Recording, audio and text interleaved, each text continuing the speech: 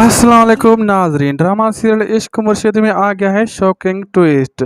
जैसा कि हमने देखा, सलमान साहब ने मेहरीन की धमकी से डरकर दाऊद साहब को रिश्ते से इनकार कर दिया। दूसरी तरफ हम देखेंगे दाऊद साहब बहुत परेशान होंगे क्योंकि मेहरीन के बाप ने दे दी उनको धमकी।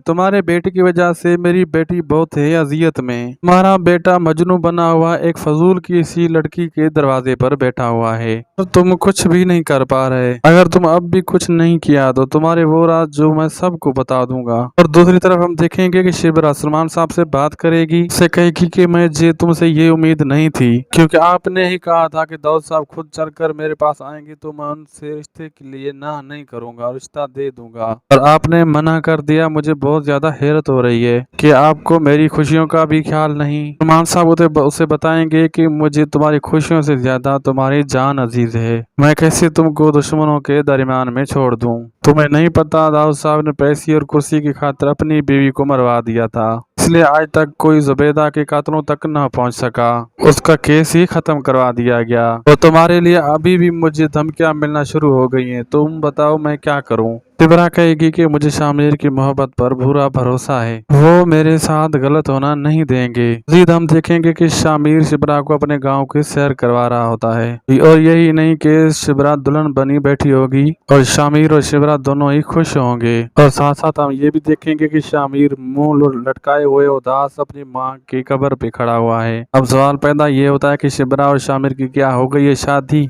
एक महज ये है शिबरा का या शामिर का एक वहम। मुझे तो लगता है ये दोनों सपना देख रहे हैं, इनकी शादी नहीं हुई। वीडियो अच्छी लगी तो दोस्तों को जरूर शेयर करें और सब्सक्राइब करें। मिलते हैं नेक्स्ट वीडियो में। अल्लाह हाफिज।